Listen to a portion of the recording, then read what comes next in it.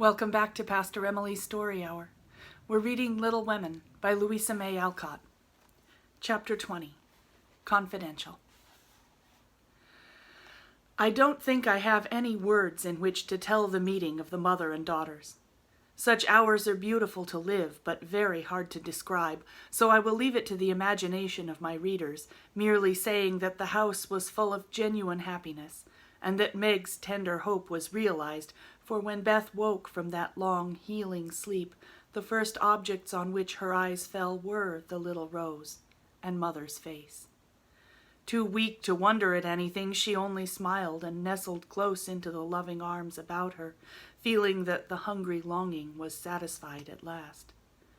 Then she slept again, and the girls waited upon their mother, for she would not unclasp the thin hand which clung to hers even in sleep.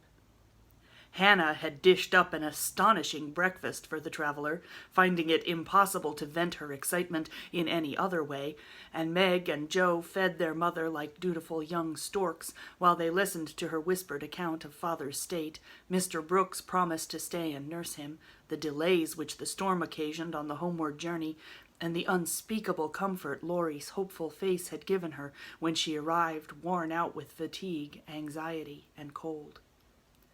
What a strange yet pleasant day it was, so brilliant and gay without, for all the world seemed abroad to welcome the first snow, so quiet and reposeful within, for everyone slept, spent with watching, and a Sabbath stillness reigned through the house, while nodding Hannah mounted guard at the door. With a blissful sense of burdens lifted off, Meg and Joe closed their weary eyes and lay at rest like storm-beaten boats safe at anchor in a quiet harbor. Mrs. March would not leave Beth's side, but rested in the big chair, waking often to look at, touch, and brood over her child like a miser over some recovered treasure. Laurie, meanwhile, posted off to comfort Amy, and told his story so well that Aunt March actually sniffed herself, and never once said "I told you so." Amy came out so strong on this occasion that I think the good thoughts in the little chapel really began to bear fruit. She dried her tears quickly, restrained her impatience to see her mother, and never even thought of the turquoise ring when the old lady heartily agreed in Laurie's opinion that she behaved like a capital little woman. Even Polly seemed impressed, for he called her "good girl," blessed her buttons, and begged her to "come take a walk, dear," in his most affable tone. She would very gladly have gone out to enjoy the bright wintry weather, but discovering that Laurie was dropping with sleep in spite of his manful efforts to conceal the fact, she persuaded him to rest on the sofa while she wrote a note to her mother. She was a long time about it, and when she had returned, he was stretched out with both arms under his head, sound asleep, while Aunt March had pulled down the curtains and sat doing nothing in an unusual fit of benignity. After a while, they began to think he was not going to wake till night, and I'm not sure he would had he not been effectually roused by Amy's cry of joy at the sight of her mother.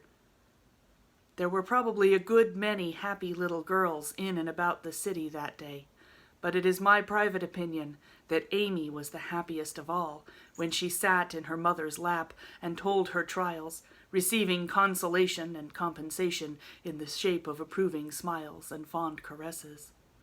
They were alone together in the chapel, to which her mother did not object when its purpose was explained to her.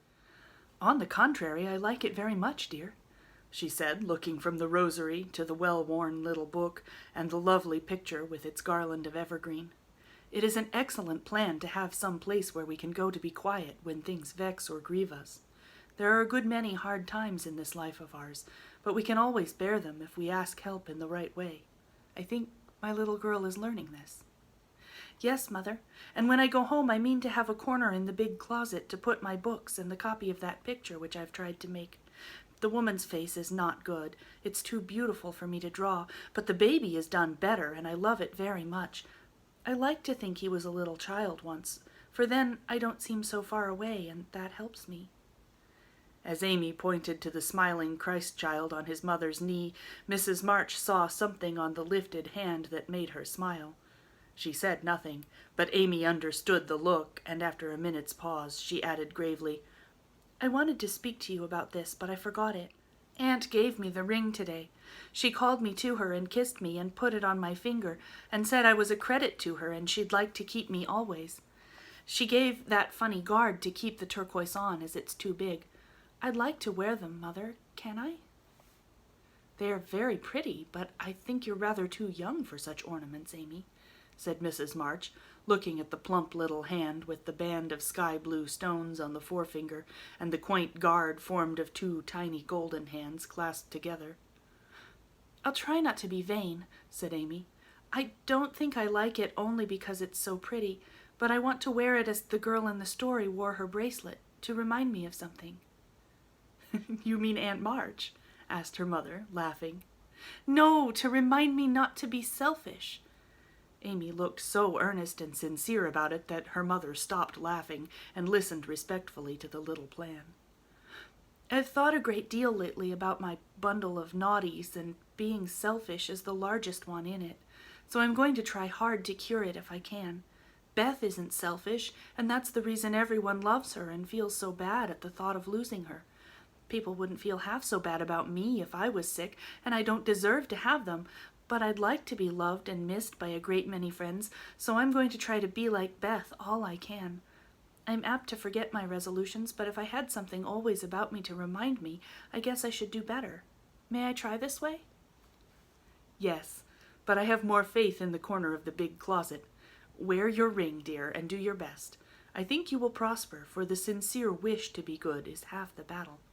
Now I must go back to Beth. Keep up your heart, little daughter, and we will soon have you home again."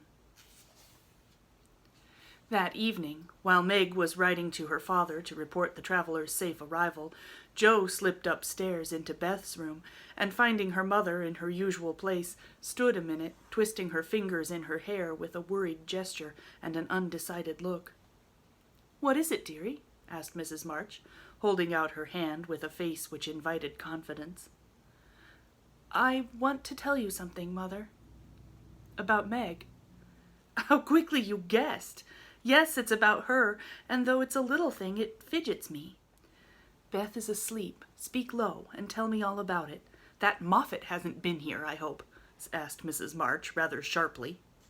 "No, I should have shut the door in his face if he had," said Jo, settling herself on the floor at her mother's feet. "Last summer, Meg left a pair of gloves over at the Lawrences, and only one was returned. We forgot all about it till Teddy told me that Mr. Brooke had it. He kept it in his waistcoat pocket, and once it fell out, and Teddy joked him about it, and Mr. Brooke owned that he liked Meg, but didn't dare say so, she was so young and he so poor. Now isn't it a dreadful state of things?" "Do you think Meg cares for him?" asked Mrs. March, with an anxious look. "Mercy me, I don't know anything about love and such nonsense," cried Jo, with a funny mixture of interest and contempt. "In novels, the girls show it by starting and blushing and fainting away and growing thin and acting like fools. Now, Meg does not do anything of the sort. She eats and drinks and sleeps like a sensible creature. She looks straight in my face when I talk about that man, and only blushes a little bit when Teddy jokes about lovers. I forbid him to do it, but he doesn't mind me as he ought." "Then you fancy Meg is not interested in John?"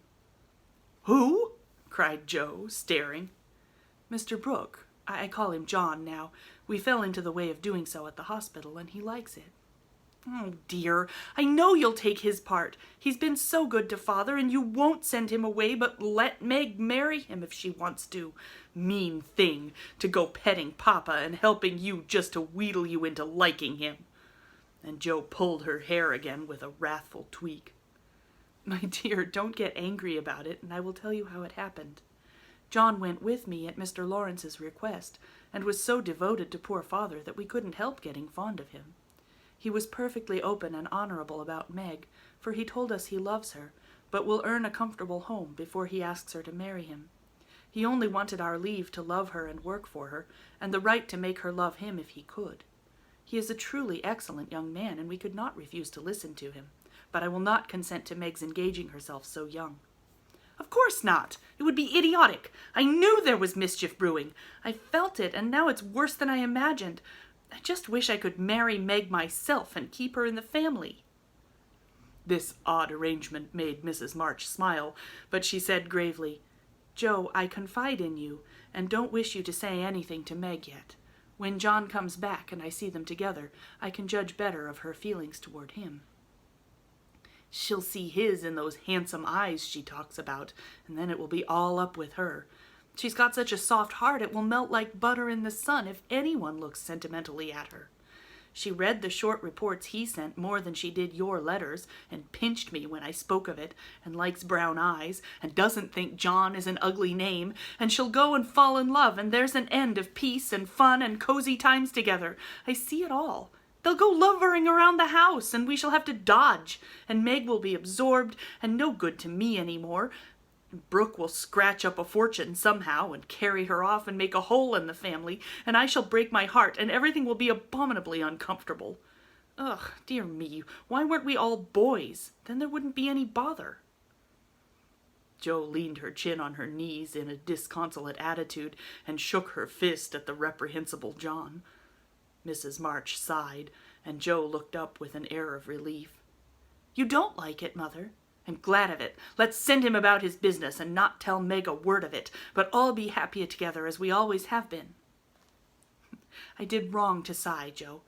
It is natural and right you should all go to homes of your own in time, but I do want to keep my girls as long as I can, and I am sorry this has happened so soon, for Meg is only 17, and it will be some years before John can make a home for her. Your father and I have agreed that she shall not bind herself in any way, nor be married before 20. If she and John love one another, they can wait and test the love by doing so. She is conscientious, and I have no fear of her treating him unkindly. My pretty, tender-hearted girl, I hope things will go happily with her." "Hadn't you rather she marry a rich man?"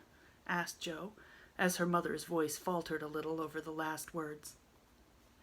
"Money is a good and useful thing, Jo, and I hope my girls will never feel the need of it too bitterly, nor be tempted by too much. I should like to know that John was firmly established in some good business, which gave him an income large enough to keep free from debt and make Meg comfortable. I'm not ambitious for a splendid fortune or a fashionable position or a great name for my girls. If rank and money come with love and virtue also, I should accept them gratefully and enjoy your good fortune. But I know by experience how much genuine happiness can be had in a plain little house where the daily bread is earned, and some privations give sweetness to the few pleasures. I am content to see Meg begin humbly, for if I am not mistaken, she will be rich in the possession of a good man's heart, and that is better than a fortune." "I understand, Mother, and quite agree. I'm disappointed about Meg, for I'd planned to have her marry Teddy by and by, and sit in the lap of luxury all her days. Wouldn't it be nice?" asked Jo, looking up with a brighter face. "He is younger than she, you know," began Mrs. March, but Jo broke in, "Only a little. He's old for his age, and tall, and can be quite grown up in his manners if he likes. Then he's rich and generous and good and loves us all, and I say it's a pity my plan is spoiled." "I'm afraid Laurie is hardly grown up enough for Meg, and altogether too much of a weathercock just now for anyone to depend on.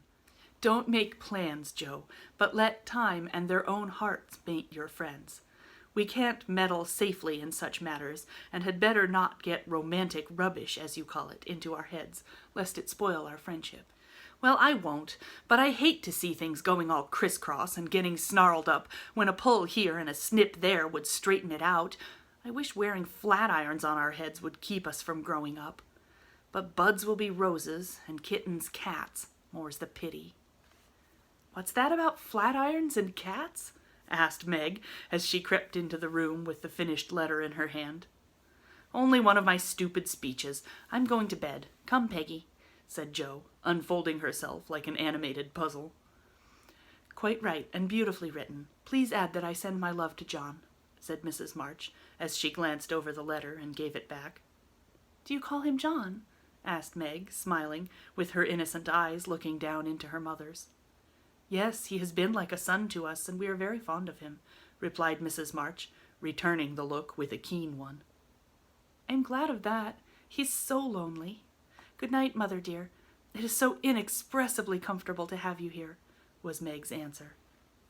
The kiss her mother gave her was a very tender one, and as she went away, Mrs. March said, with a mixture of satisfaction and regret, "She does not love John yet, but will soon learn to."